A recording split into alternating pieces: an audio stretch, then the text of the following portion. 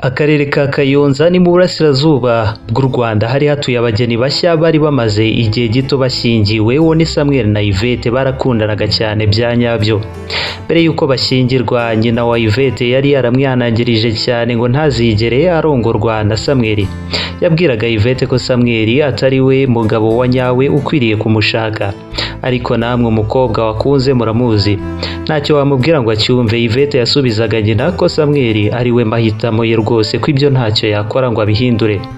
Nyuma y'igihe kirekire Yvette na nyina batemeranywa na gato kuri Samuel, igihe cyarageze Yvette asuzugura nyina yemera gushyingirwa na Samuel. Nyuma y'uko bashyingiwe, mama wa Yvette agahinda karamwishe cyane kubera umujinya yari yatewe n'umukobwa we. Yvette yahise amubwira ko amuciye mu muryango we, ko nta na rimwe azigera yongera kumufata nk'umwana we. Nyuma y'amezi make kandi bashyingiwe, ikintu kidasanzwe cyarabaye. Murebe namwe, mu mujyi wa Kayonza hateye umwuzure udasanzwe uhitanye ibintu byinshi, amazu y'abantu, imirima yabo, ubucuruzi bwabo, amatungo n'ibindi. Abantu bagahomba bikomeye cyane. Bakozweho n'iryo sanganya Samuel na Yvette barimo. Imitungo ya Samuel yose n'ubucuruzi bwe byarigitiye mu mvura idasanzwe yaguye mu gace batuyemo. Muri make nta na kimwe basigaranye uretse ubukene no guhangayika. Nta byo kurya, nta mafaranga yo kumutunga ngo atunge n'umugore we Yvette. Yari yihebye cyane atekereza ku byamubayeho byose. Hashize akanya yibuka inshuti ye Olivier yigeze kumubwira ko mu mujyi wa Kigali ashobora kuza agashaka akazi, kandi ko haba hari amahirwe menshi yo kubona akazi no gukora business zikagenda. Olivier yabimubwiye bwa mbere yumvaga ko atari ngombwa kuza mu mujyi, ariko kuri iyi nshuro nta kundi yagombaga kubigenza atari ukwerekeza mu mujyi akajya gushakisha ubuzima. Ijoro rimwe ahamagara Yvette umugore we, aramubwira ati nta kintu na kimwe nsigaje hano, nta muntu n'umwe wamfasha, kandi urabibona ko nta n'ibyo kurya dufite muri uru rugo. Niyo mpamvu nshaka gufata urugendo nkajya mu mujyi gushakisha amafaranga yanjye. Nawe ndagusezeranya ko nzagaruka ndi umukire nkagutwara iwanjye, ndabigusezeranyije. Yvette areba impamvu y'ibyo byose umugabo we amusabye, ariko mu by'ukuri ntiyari yishimiye ko agiye gutandukana n'umugabo we. Icyo gihe cyose yumvaga ababaye cyane, ntiyigeze aryama. Ijoro ryose yaraye arira yibuka ibyo Samuel yamubwiye. Yakwibuka ko agiye gutandukana n'umugabo we, akumva agahinda kamubanye kenshi. Nta muntu n'umwe yari kubona yakwaka ubufasha, yewe n'umuryango we muribuka ko wari utakimubara nk'umwana wabo. Nta kindi yari gukora usibye kubyemera. Mu gitondo Samuel yabyutse agurisha iby'agaciro yari asigaranye ku mukire bari baturanye. Afata amafaranga ayagabanyamo kabiri, igice kimwe cy'amafaranga agiha Yvette ngo azasigare ayakoresha yiyitaho, ayandi arayasigarana ngo azamufashe mu rugendo agiyemo rwo kwerekeza mu mujyi. Mbere y'uko agenda yasezeranyije Yvette ko azahora amwandikira amabaruwa amumenyesha uko ameze n'uko akazi ke kameze. Nuko Samuel afata urugendo yerekeza mu mujyi. Umujyi wa Kigali ni umujyi uteye imbere ugereranije n'aho Samuel yari aturutse. Ntibyatwaye igihe kirekire Samuel yahise abona akazi ko koza imodoka no gusukura inzu y'umuherwekazi bita Joyeuse. Joyeuse yari umukobwa umwe w'umukire wari uherutse kwitaba Imana, bituma Joyeuse asigarana imitungo ya se, bimugira umugore w'umukire cyane muri uwo mujyi. Samuel yahise yandikira Yvette ko yabonye akazi keza kandi kamuhemba neza, amusaba ko yamwihanganira akamutegereza, ibihe byahinduka bakongera bakibanira nta kibazo. Gusa hagati aho kwa Yvette we, aho Samuel agendeye, umugabo w'umucuruzi bita Patrick wahozaga ijisho kuri Yvette yatangiye kugeza kumureba, amuzaniye impano zitandukanye ngo arebe ko yamwigarurira. Ariko Yvette we yabwira Patrick ko adashobora na rimwe guhemukira umugabo we Samuel. Samuel we yakoraga amanywa nijoro kwa Joyeuse, agakorana akazi k'umurava n'urukundo bitandukanye cyane n'abandi bakozi bakoranaga. Joyeuse aza kubibona ko Samuel akora cyane bitandukanye cyane n'abandi, maze aramutumira ngo basangire ibya nimugoroba. Samuel arabyemera, maze yinjira mu nzu ya Joyeuse uwo mugoroba ngo basangire. Atungurwa n'ameza ateguye neza yuzuyeho amasorori menshi arimo ibyo kurya bitandukanye, wagira ngo babiteguriye umwami. Biramutangaza cyane. Naho Joyeuse we yari yambaye ikanzu nziza cyane n'ibirungo byinshi mu maso. Samuel amukubise amaso atungurwa n'ubwiza budasanzwe bwa Joyeuse. Nuko batangira gusangira, ari nako baganira. Joyeuse aramubwira ati natunguwe n'uburyo ukorana akazi umurava bitandukanye n'abandi bakozi bose hano. Byarantunguye cyane, niyo mpamvu nagutumiye ngo dusangire. Nuko Samuel aramwenyura, nawe aramusubiza ati narahiriye gukora akazi kanjye neza uko byagenda kose, nzagukorera neza uko mbishoboye nawe wishime bityo unyishyura amafaranga menshi. Bose baraseka. Joyeuse aravuga ati nifuza umugabo nkawe waza akagenga iyi business ya data. Rimwe na rimwe kuri njye ni umutwaro ukomeye. Iyaba twembi twari singo numva wambera umugabo kuko utandukanye n'abandi bose muri uyu mujyi. Abagabo baha nabanebwe cyane, niyo mpamvu nabonye wowe utandukanye.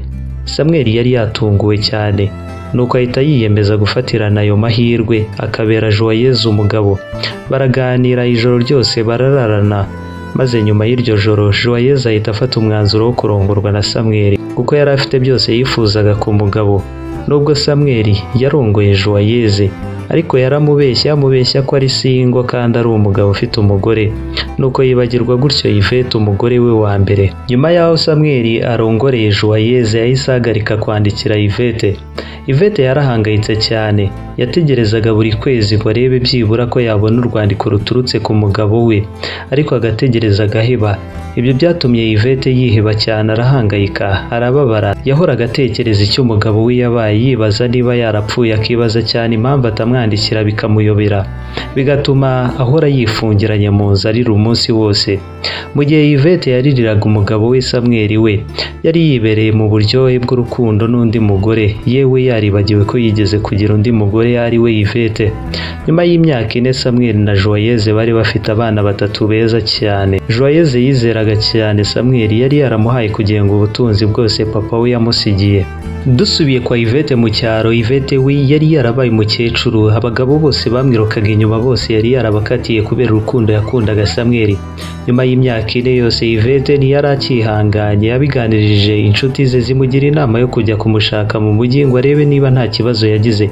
Yvette afata umwanzuro wo kujya gushaka Samuel, gusa nta mafaranga yari afite, yewe n'inshuti ze ntizigeze zimufasha. Nuko ajya kureba Patrick, umucuruzi w'umukire wamwirutse inyuma igihe kirekire, amusaba kumufasha, akamuha amafaranga y'urugendo. Ariko Patrick we amusaba ko mbere yuko yamufasha ko babanza bakaryamana, ariko Yvette we yarabyanze. Ariko mbere yuko agenda Patrick amusaba kubanza bagasangira icyo kunywa, Yvette arabyemera. Ntiyamenye ko Patrick yamushyiriyemo ikinini kimusinziriza, nuko amaze kunywa atangira gusinzira, yisanga yaryamanye na Patrick atabizi. Nuko mu gitondo yisanga yaryamanye na Patrick, maze Patrick amuha amafaranga yamusezeranije. Nuko Yvette afata urugendo yerekeza mu mujyi ajya gushaka umugabo we Samuel. Nyuma y'urugendo rurerure Yvette yisanze mu mujyi, ariko ntibyamufashe umwanya munini ngo agere mu rugo rwa Samuel na Joyeuse. Kubera ko Samuel yari umukire cyane, niyo mpamvu bitagoranye ngo Yvette amenye aho Samuel atuye. Yvette arahagera, arakomanga, akingurirwa na Samuel, amukubise amaso biramutungura cyane, ahita yihutira kumwinjiza muri kimwe mu byumba by'abashyitsi. Atangira kumubaza ati uragenzwa n'iki hano, n'iki kikuzanye hano? Nuko Yvette aramusubiza ati ushatse kuvuga iki? Ashize imyaka hafi 5, ese ntabwo nihanganye bihagije? Samuel nawe ati nagusezeranyije ko nzagaruka kukureba narabonye amafaranga menshi ahagije yo kudutunga twembi. Nuko Yvette amureba yumiwe cyane, kandi yari abizi ko Samuel yashyingiwe n'umukobwa w'umukire, ahubwo atungurwa no kumva avuga ko nta mafaranga ahagije afite. Mu gihe bakiri aho Joyeuse aragaruka avuye aho yari yagiye, azahamagara Samuel umugabo we. Ako kanya Samuel yumva ijwi rya Joyeuse, apfukama hasi asaba Yvette kutamuteza Joyeuse, avuga ko ari umugore we. Amwumvisha ko yarongoye Joyeuse kubera amafaranga ya se, kandi ko babyaranye abana 3. Aramwinginga ngo ntamushyire hanze, ahubwo yitware nk'umukozi uje gusaba akazi kugira ngo atamwangiriza ibyo yubatse iyo myaka yose ishize. Yvette areba uko Samuel ahangayitse, yemera gukora ibyo amusabye. Nuko Samuel afata Yvette amushyira Joyeuse, abwira Joyeuse ko Yvette ari umukozi wabo mushya. Amubwira ko yamubonye mu muhanda asaba akazi, akibuka ko baturuka mu gace kamwe. Nuko asaba Joyeuse ko yabyemera bakamuha akazi nk'umukozi wabo mushya. Kubera ko Joyeuse yizeraga Samuel cyane, arabyemera. Yakira Yvette amwereka akazi agomba kujya akora. Yvette akaba na Joyeuse asomana n'umugabo we bakajyana mu cyumba ariko ntacyo yashoboraga gukora. Ibyumweru biragenda birashira. Yvette ari umukozi muri urwo rugo, gusa Samuel yarabyukaga akanyonyomba akava mu buriri bwe na Joyeuse akajya kuryamana na Yvette mu gihe Joyeuse yabaga asinziriye ntamenye uko byagenze.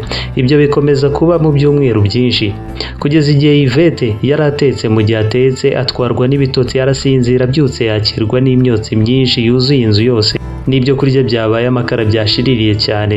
Joyeuse ararakara cyane atuka Yvette ati ndaguhaye akazi kubera umugabo wanjye, niwongera kugira ikosa na rimwe ukora uzahita usubira mu gihuru waturutsemo. Byatumye Yvette arakara cyane ashaka kubwira Joyeuse nabi ko n'umugabo yiratana ari uwe yamutwaye.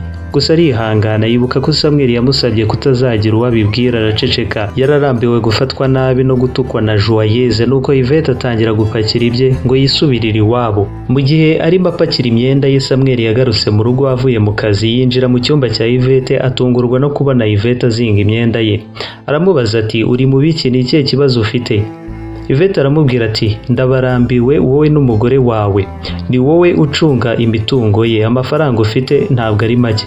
Niba unkunda by'ukuri byose bisige uze dusubirane iwacu. Gusa Samuel ntabwo yari gusiga Joyeuse n'abana be batatu, kandi Joyeuse yari umukire, icyo yashakaga cyose yarakibonaga.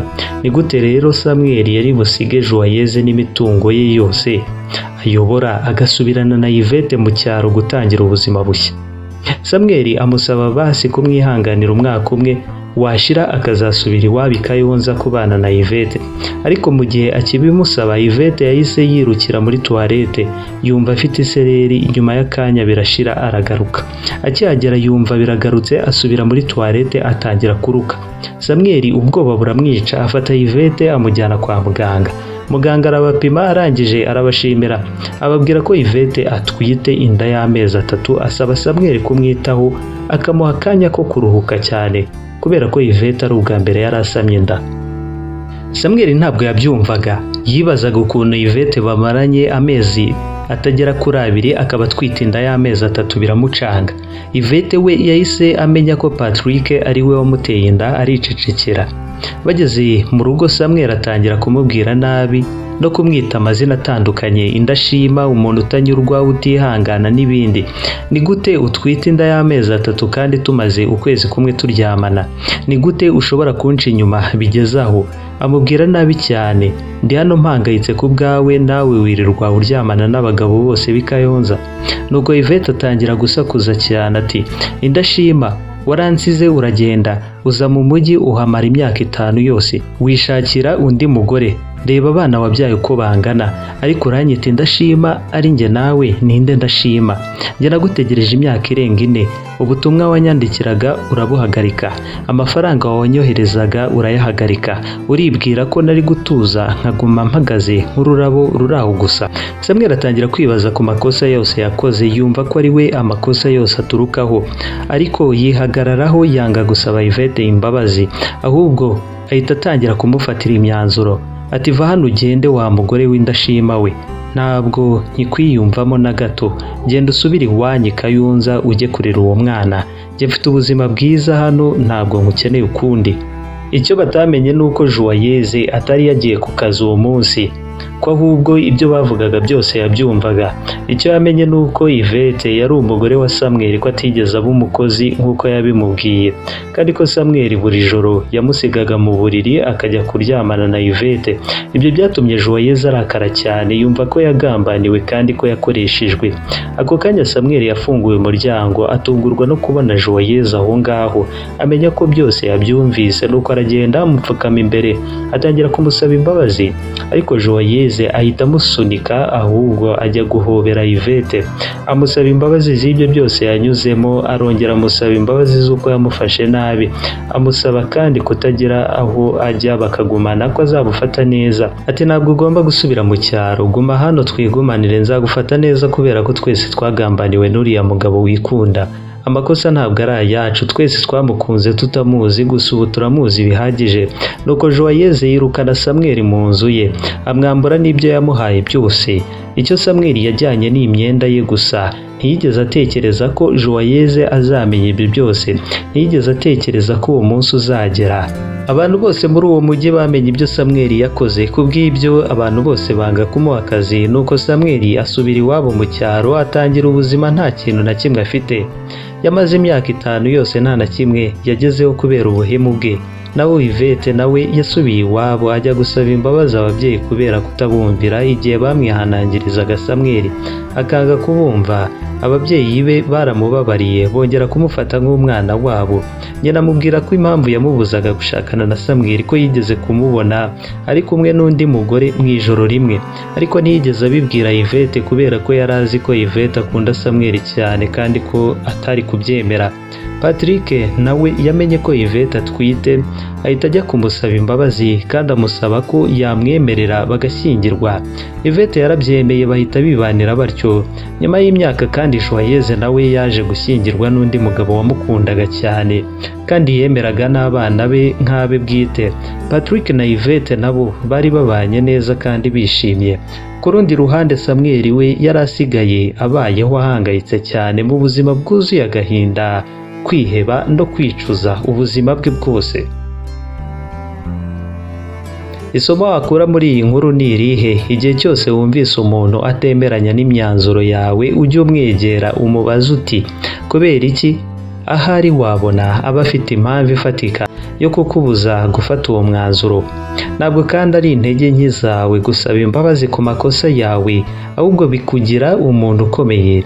Kuvugisha ukuri ni urufunguzo rukomeye cyane. Iyo Samweli abwiza Joyeuse ukuri, ntabwo biriya bibazo byose biba byaravutse. Turabashimiye cyane, Imana ibarinde mwese.